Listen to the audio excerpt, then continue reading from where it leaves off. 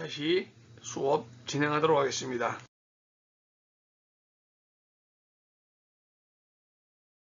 계속 이어가죠. 서비스 질 관리. 그래서 서비스 질과 고객 만족도 파트에서 이제 고객 만족, 커스터머의 satisfaction을 보는 겁니다. 이 커스터머의 satisfaction이 무엇이며 소비자, 종업원, 협력업자 등의 고객이 상대와 교환을 한 결과로 발생되는 인지적, 정서적 심리 반응을 우리가 customer satisfaction이다 라고 얘기하는 겁니다.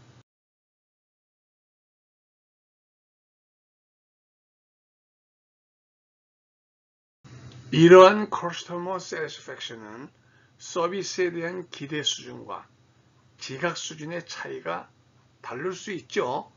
이러한 차이가 어떻게 발생할 수 있는가에 대해서 서비스 갭 모델이 형성이 되는데 이 서비스 갭 모델을 서비스 질을 설명해 주고 있어요. 모델. 대체로 우리가 고객의 기대와 지각 수준 간의 갭은 고객의 기대 수준이 높거나 또는 지각 수준이 낮은 경우에 서비스 갭이 발생하죠. 여러분들 이해가 되죠? 고객의 수준이 너무 높아. 근데 서비스가 따라가지를 못해. 고객 만족이 있어요? 그런 경우에는 없죠. 그런 걸 좀 한번 생각해 보면 이해가 더 빠를 겁니다.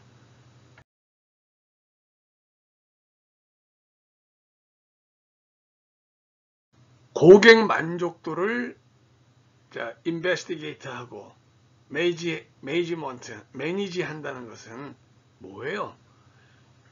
고객들의 기대 수준과 실제로 지각된 수준 간의 차이가 존재하는지 생각을 해봐야겠죠.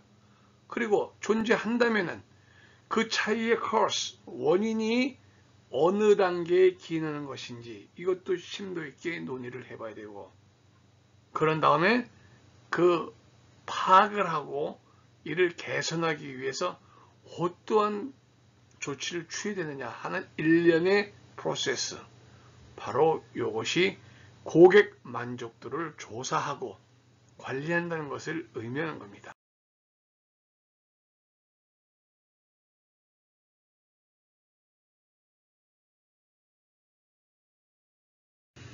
서비스 질과 고객 만족의 개념 비교 도표가 여기 나와 있습니다. 여러분 잘 보셔야 돼요.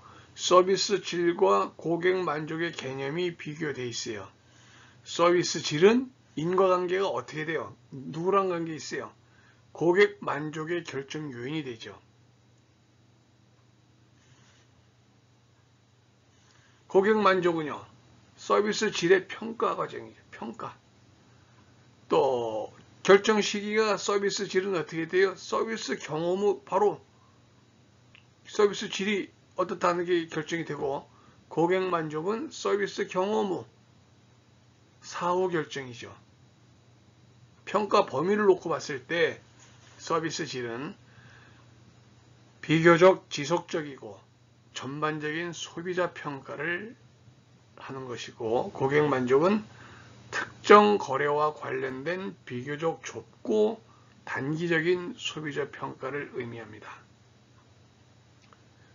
상황 지향성을 놓고 봤을 때 서비스 질은요, 서비스의 신뢰성, 반응성, 확실성, 감정이입, 유용성 등의 5가지 구성 차원에 대한 고객들의 지각을 반영하고 덜 상황 지향적일 수 있다는 겁니다. 고객 만족은 어떻게 돼요?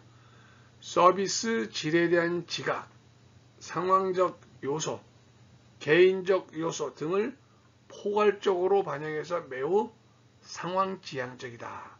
고객 만족은 상황 지향적인데 반해서 서비스 질은 덜 less 상황 지향적이다. little less risk 덜 less 상황 지향적이다 하는 얘기입니다.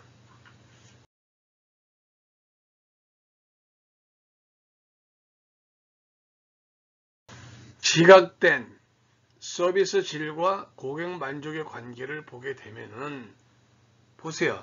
그림 11-1에 지각된 서비스 질과 고객 만족의 관계가 이 도표로 나와 있죠.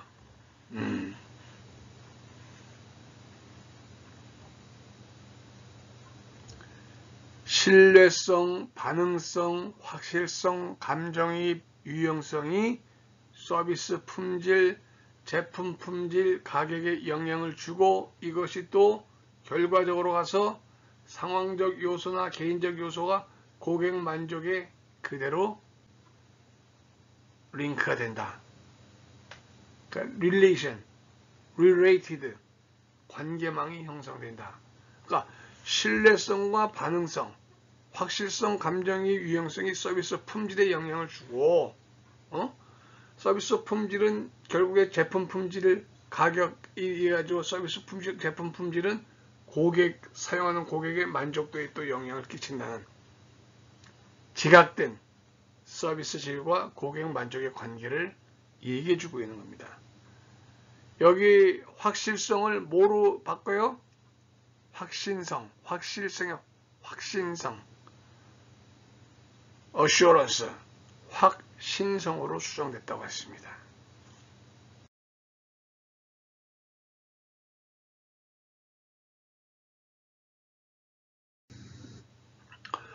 사회복지 서비스의 질 향상 접근 방법은 우리가 표 11-2에서 복지 환경의 변화와 사회복지 서비스의 질적 향상을 위한 시스템적 접근이 나타나고 있죠.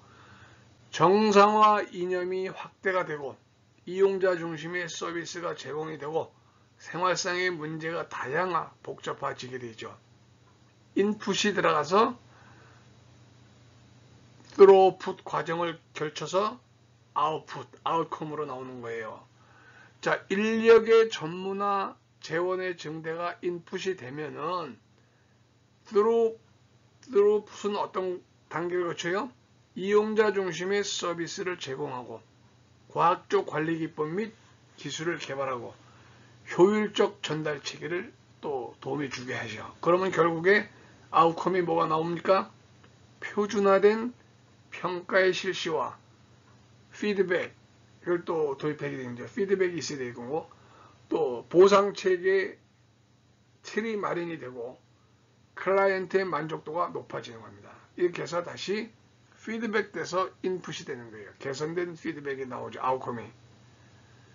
복지, 웰페어 니즈의 변화, 또 그 조직 환경의 변화, 사회복지기관의 평가제 이런 것들이 계속적으로 환류 시스템을 거치게 된다 하는 얘기입니다.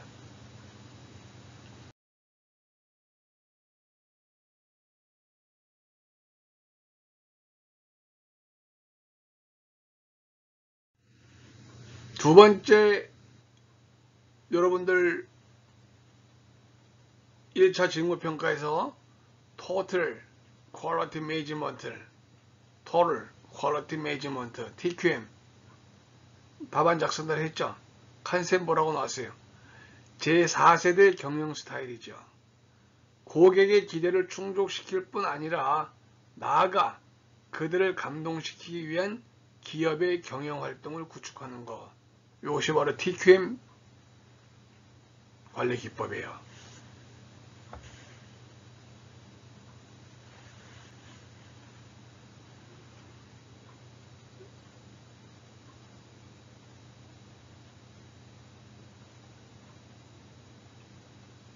한마디 더 말씀을 여러분들에게 드리면은 지금 이 온라인으로 비대면 수업인데 요 15분 요 시간만 보는 게 중요한 게 아니에요. 공부 스스로 해야 됩니다.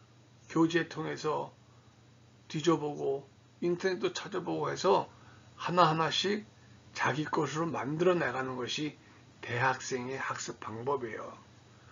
대학교에서의 교수님은 무슨 역할을 할까요? 여러분들은 말이에요, 말. horse. 목마른 말을 물통, 배고픈 말을 여물통까지만 안내주고 있습니다. 그 다음에 여러분이 물을 마시든 여물을 먹든 여러분한테 달려있는 겁니다. 결국에 지금 코로나 이 시국이 언제까지 지속될지는 예측을 할 수가 없잖아요. 아무튼 공부는 여러분들이 스스로 해야 되는 것이만큼 준비를 더 철저히 해서 학습하는 데 있어 가지고 부족함이 없도록 노력 좀 해주시기 바랍니다. 그리고 질의응답에 제때제때 작성을 안 하는 학생들이 간혹 있는데 질의응답을 차수에 맞게끔 해주는 것이 또 상당히 도움이 되죠. 그리고 어차피 우리가 이 비대면으로 끝나고 나면 여러분도 평가를 또 하게 돼 있잖아요. 1차 직무평가 끝나면 2차 직무평가 결국에 평가를 나오게 되는데 평가의 소스가 뭐냐면은 1차 직무평가의 답안지, 2차 직무평가의 답안지, 출결 상황, 또 뭐예요? 질의응답의 적극성, 열의, 열정 이런 것을 보면은 다 보여요 우리는. 그러니까 여러분들이 어떤 생각으로 질의응답을 작성하고 있는지 대해서도 알고 있으니까 거기에 좀 더 열정을 가지고 매달리면은 다 모든 학생들 다 좋은 마음 뿌듯한 성적을 다 쟁취할 수 있다고 생각합니다. 그러니까 귀찮다 생각하지 말고 자발적으로 즐겁게 잘 할 수 있는 그런 것이 중요하죠.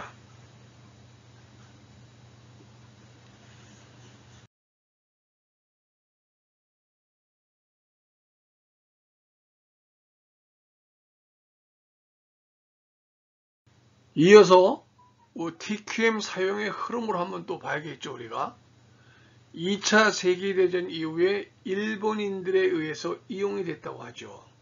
그래서 통계적 품질관리, 통계적 품질관리 이것이 어떻게 됐어요? 품질관리로 이어지고 품질관리가 품질을 assurance, 보증을 해주고 결국에 total, 총체적 품질관리로 이어진다는 흐름도입니다. 그 후에 서구의 기업들도 이 TQM의 중요성을 인식하게 되어 있었습니다. 자, 그렇다면은 사회복지 조직에서 Social Welfare Organization에서 TQM이란 무엇인가? 이게 중요한 거 아니겠어요? 물론 TQM이 경영 파트에도 있고 여러 가지 분야별로 다 틀린데 우리는 Social Welfare Organization, 사회복지 조직에서 특히 Administration, 행정조직에서의 TQM이란 자, 이용자의 만족을 위해서 모든 부서가 협력적으로 지속적인 서비스 질의 개선과 향상을 수행하는 총체적 활동을 바로 사회복지 조직에서의 TQM이다. 이렇게 보는 겁니다.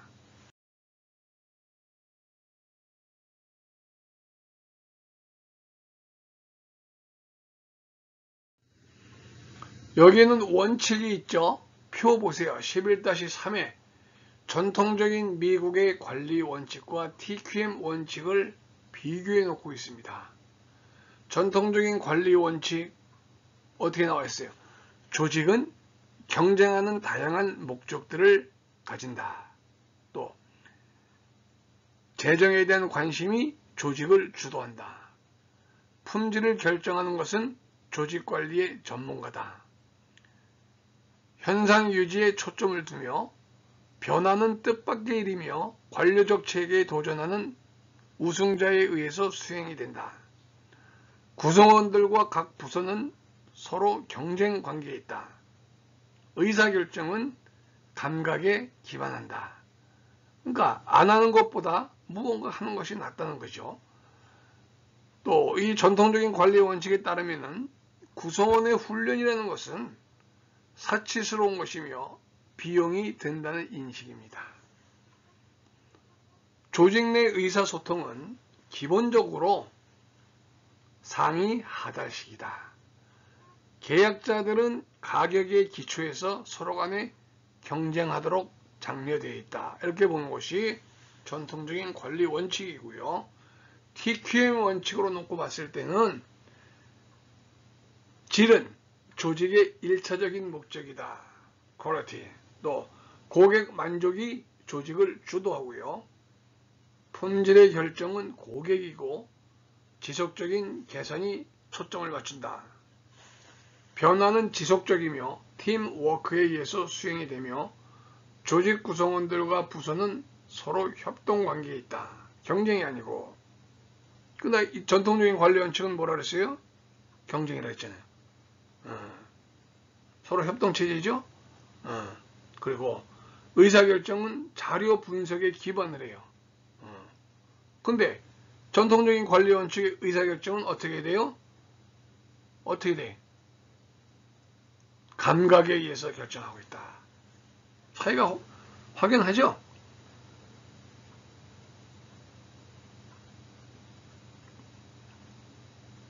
그러니까 전통적인 관리 원칙의 의사결정은 감각이야. 안 하는 것보다 뭔가 하는 게 낫겠지. 이런 마인드로 진행하겠지만은 TQM의 원칙에서는 어떤 것이 잘못되기보다는 안 하는 것이 낫다는 얘기입니다. 차이가 있습니다. 또 구성원의 훈련은 필수적이고 투자라는 인식이 있고 조직 내 의사소통은 상향, 하향 그리고 양방향으로 진행되죠. 의사소통이. 그러나 전통적인 관리 원칙은 상위 하달만 존재한다. TQM 원칙에서는 질 높은 상품과 서비스를 제공하는 계약자들과의 장기적인 관계를 발전시킨다 하는 얘기입니다.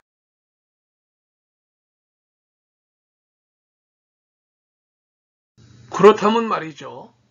왜 TQM에 대해서 더 적극적인 관심을 갖는 이유가 무엇일까요? 살펴보겠습니다. 첫째, 신뢰성을 상실하는 품질의 위기를 경험하고 있어서 양질의 서비스는 기관이 필요로 하는 고객을 확보할 수가 있고 또 양질의 서비스 확보는 추가적인 비용을 필요로 하는 것이 아니다라는 인식과 과거와 달린 전통적인 사회복지 가치와 양립한다는 사실. 이러한 이유 등으로 인해 가지고 TQM에 대해서 적극적인 관심이 쏟아지는 이유가 됩니다.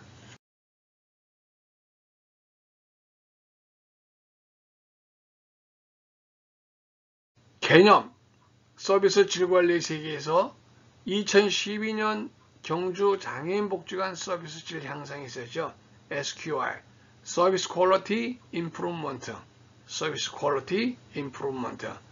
또 2005년에 종합사회복지관을 시초로 2006년에 장애인복지관, 2007년에 종합사회복지관, 2009년 구청, 사회복지직 공무원들과 종합사회복지관에서 TQM을 적용했습니다.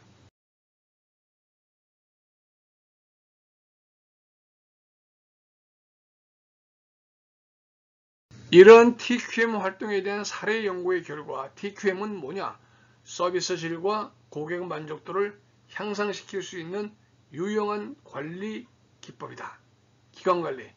이런 또 TQM의 수행으로 직원들 스스로가 기관의 문제를 확인하고 해결한다.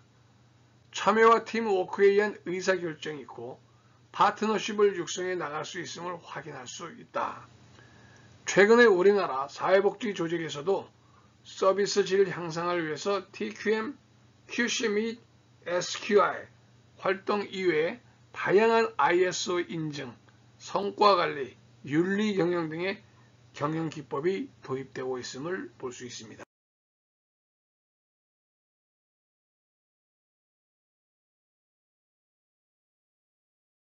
이상으로 2차 시 수업을 마치도록 하겠습니다.